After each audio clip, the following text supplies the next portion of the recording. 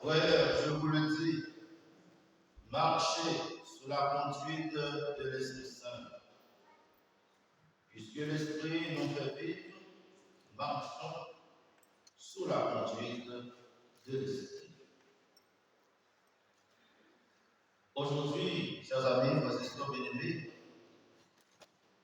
vous, le temple de Dieu, le temple de l'Esprit Saint, nous célébrons la fête de l'Esprit Saint, appelée la fête de Pentecôte.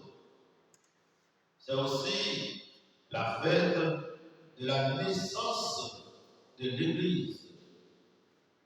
L'Église spirituelle, invisible, et l'Église visible, l'Église institution. Nous rendons grâce à Dieu pour son esprit d'amour, son esprit de paix, son esprit d'unité, son esprit de force.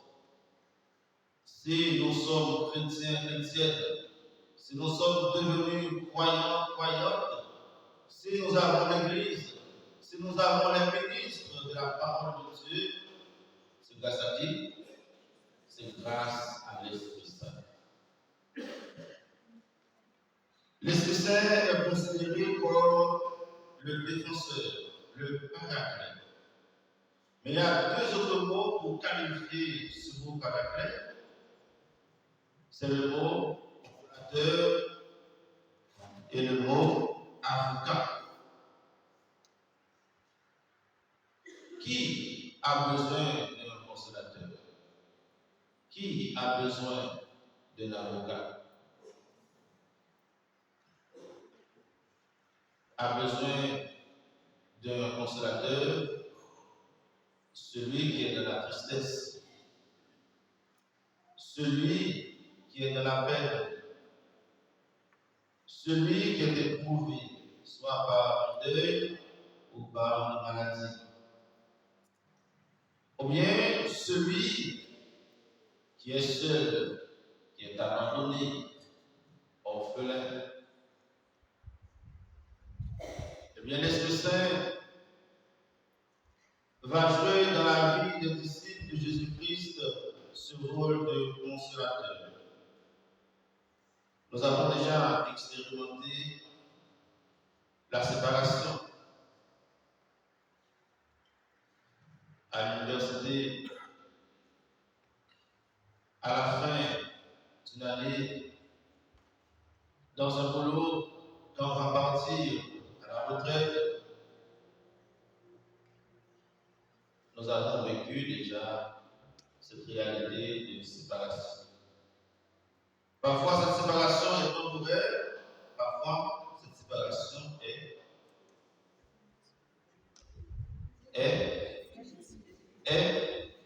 définitive. Mais pour le cas de Jésus, par l'Esprit Saint, nous parlons d'une absence, d'une présence. Jésus va partir physiquement. Il ne sera plus là de manière visible avec ses disciples. À cause de cela, les disciples sont plongés dans la tristesse, dans la peur, parce que leur sécurité est Jésus. Et voilà, si Jésus n'est pas là, ils sont livrés à eux-mêmes. Mais Jésus leur a promis qu'il va envoyer un consolateur. Ce consolateur qui s'appelle l'Esprit Saint. Il sera là pour faire quoi? Pour consoler d'abord les disciples, pour leur faire passer de la peur à la proclamation de l'Évangile.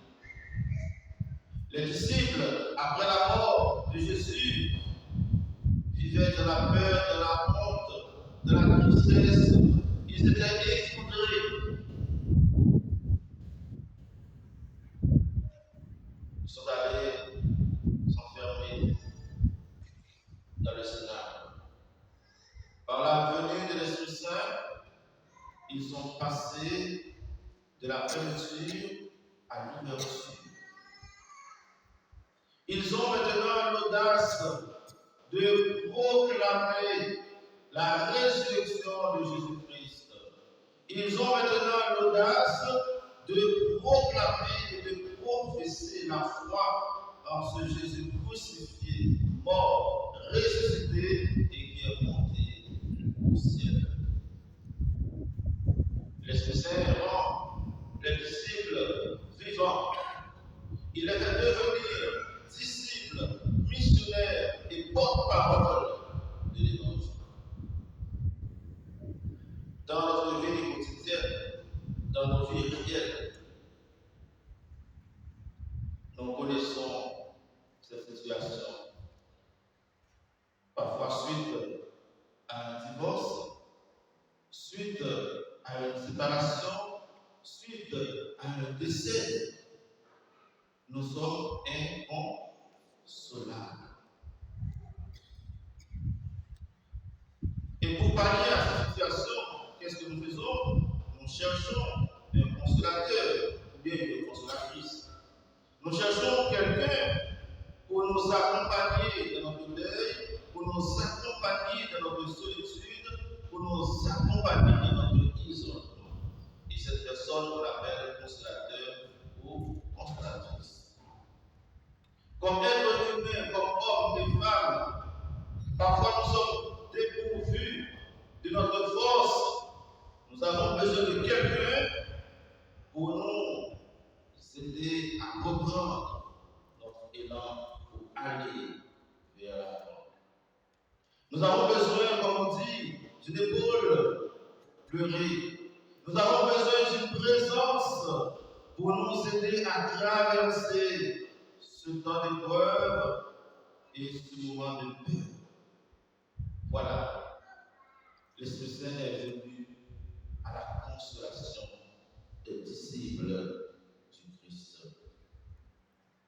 Très souvent, chers amis, vous et moi, au lieu de chercher notre consolation en Dieu par son esprit, nous cherchons cette consolation soit dans le café. Il y a beaucoup de gens qui boivent beaucoup de café, c'est à la cour chasser de peur, à la recherche d'une consolation. Parfois, on se jette dans la drogue ou bien dans la cigarette, on cherche une consolation. Il y en a d'autres qui passent toute leur journée dans le jeu pour combler un vide, pour chercher une consolation. On peut trouver de la consolation, mais ce sera une consolation temporaire. Le vide ne sera pas comblé. Parce que la peur va revenir. Celui qui peut vraiment combler ce vide, qui peut vraiment nous consoler dans notre vie d'homme, de femme, dans notre vie chrétienne et spirituelle, c'est l'Esprit Saint. Parfois, nous cherchons un compagnon, une compagne, pour nous aider à surmonter ce temps d'épreuve. Nous oublions l'Esprit Saint. La première personne qui peut nous consoler, qui peut nous guérir de nos déceptions, de nos humiliations, cette personne s'appelle l'Esprit Saint. Les disciples, comme tout homme après la mort de Jésus, étaient déçus. Ils vivaient dans la honte. Mais avec la présence de l'Esprit Saint, ils sont guéris, ils sont fortifiés, ils sont consolés. Mes chers amis, frères et sœurs bien-aimés, je vous invite aujourd'hui à l'occasion de cette fête de la Pentecôte de faire de l'Esprit Saint votre compagnon, votre consolateur par excellence. Il veut restaurer vos cœurs brisés. Il veut restaurer votre vie. Parfois, nous faisons dans le passé une erreur, une faute qu'on avait commise pendant la jeunesse, depuis 15 ans, 20 ans. Aujourd'hui, on a 60 ans, 70 ans. On continue à penser à cette erreur. On continue à se lamenter. Eh bien, c'est l'Esprit Saint qui va venir effacer cette page d'histoire de notre vie. C'est l'Esprit Saint qui va nous dire, vivez dans le présent, laissez passer le passé. En Dieu, on peut recommencer. L'Esprit Saint joue ce rôle de consolateur pour nous dire d'arrêter de nous plaindre sur nos péchés, pour accueillir la grâce, le pardon et la miséricorde de Dieu.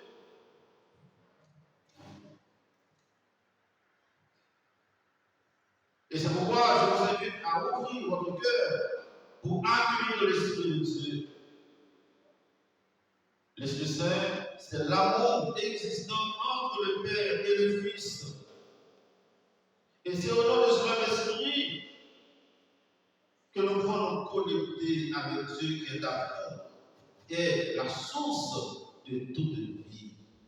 Donc, l'Esprit Saint nous vivifie, il guérit nos âmes, il supprime le péché, il supprime la faute et il nous établit dans la grâce de Dieu.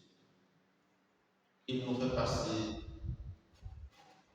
de pécheur à pardonner. C'est l'Esprit Saint qui pardonne le péché et qui nous donne la conscience d'être dans le péché. L'Esprit Saint nous permet de nous déplacer pour aller vers le Seigneur. Et quand nous rencontrons l'Esprit Saint, nous sommes devenus des consolateurs. Nous pouvons à notre tour consoler et guérir les autres parce que nous sommes guéris, parce que nous sommes consolés. C'est comme la Vierge Marie qui est remplie de l'Esprit Saint. Elle est devenue la consolatrice des affligés.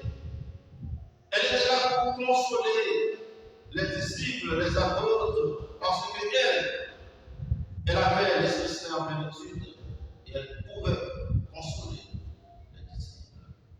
Et nous, chrétiens, nous avons cette mission dans nos familles, dans le monde, dans nos lieux de travail, de consoler nos collègues, de consoler nos enfants, de consoler nos parents, de consoler nos amis. Et l'Esprit Saint joue aussi le rôle d'avocat. Pourquoi un avocat? C'est quand on a un procès. Puisque nous n'avons pas le langage juridique, il nous faut quelqu'un qui connaît la loi, qui connaît le droit, pour nous aider dans cette situation. Et autrefois, il ne revenait pas à l'avocat de parler à la place de l'accusé comme on le fait aujourd'hui.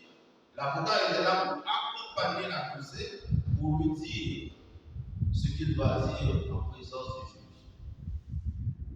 L'avocat met des paroles dans la bouche de l'accusé pour se défendre devant le juge. Donc, l'Esprit Saint joue le rôle d'inspirateur, c'est lui qui inspire les disciples. Ne vous inquiétez pas pour ce que vous allez dire devant les tribunaux. À ce moment même, vous aurez la parole qu'il faut. Parce que l'Esprit Saint sera là pour vous assister, pour vous dire exactement ce qu'il fallait dire, ce qu'il faut dire. Mes frères et sœurs bien-aimés, quand nous sommes accusés, nous avons un avocat auprès de Dieu pour intercéder pour nous. C'est pourquoi on dit le péché contre le Saint-Esprit n'a pas de pardon. Parce que Mais quand on ferme la porte à l'Esprit Saint, il n'y a pas de pardon. C'est lui notre avocat, c'est lui qui permet à Dieu de comprendre notre langage. Dieu ne comprend pas le langage humain. Notre langage humain est insuffisant pour nous adresser à Dieu. Et c'est pourquoi nous avons besoin de la présence de l'Esprit Saint pour intercéder pour nous, comme c'est la parole. L'Esprit Saint prie en nous avec des gémissements. Et le candidat, verset 20, dit, la prière, ce n'est pas une activité humaine, c'est l'activité de Dieu en nous. C'est l'Esprit Saint qui prie en nous. Parce qu'il n'y a que Dieu qui puisse s'adresser à Dieu. Le matériel, le physique, le temporel ne peut pas entrer en dialogue avec Dieu en absence de son Esprit Saint. Et c'est pourquoi nous avons besoin de la présence de l'Esprit Saint pour nous faire entrer dans la communion divine, pour nous faire entrer dans l'intimité de Dieu. Il nous défend. Et il nous défend les uns les autres. Frères et sœurs bien-aimés. Parfois, on dit que quand nous avons un souci avec quelqu'un, on dit, je veux dire les quatre vérités à l'intérieur. Parfois, dans cette quatre vérités, il n'y a rien de vérité. Parce qu'il n'y a pas de discernement. Celui qui dit la vérité, c'est celui qui est habité par l'Esprit Saint. Quand vient à lui l'Esprit de vérité, qu'est-ce qu'il fait? Qu'est-ce qu'il fait? Il nous conduira à la vérité tout entière. Donc, le chrétien, c'est celui qui prend le conseil de son avocat. On est d'accord? Qui écoute son avocat. Si l'Esprit Saint est notre avocat, notre conseiller juridique, avant d'entamer un procès avec une frère ou une soeur, avant de dire les quatre vérités à l'autel, qu'est-ce qu'il faut faire? Il faut consulter cet avocat. L'Esprit Saint, qu'est-ce que je dois dire dans cette situation? Je suis en conflit avec mon frère. Je suis en conflit avec mon époux, avec mon épouse. Je suis en conflit avec mes enfants. Esprit Saint, qu'est-ce que je dois dire? Comment dois-je m'adresser à cette personne? Chers amis, est-ce que nous consultons cet avocat? Est-ce que nous nous laissons influencer par l'Esprit Saint? Aujourd'hui, sur TikTok, sur Facebook, il y a beaucoup d'influenceurs, pas vrai? De TikTokers. Et nous sommes des abonnés. Tous les jours, nous nous mettons à l'école de ces influenceurs. Nous écoutons leurs conseils. Eh bien, je vous invite aujourd'hui à faire de l'Esprit Saint votre influenceur, votre TikToker. Tous les jours, avant d'aller au travail, écoutez le conseil de cet influenceur, de ce TikToker. Avant de prendre la parole, demandez à l'Esprit Saint qu'est-ce que je dois dire. Le chrétien, c'est celui qui sait discerner. C'est celui qui parle sous l'infusion, sous la mouvance, sous l'inspiration de l'Esprit Saint. Le chrétien, la chrétienne ne parle pas comme le monde.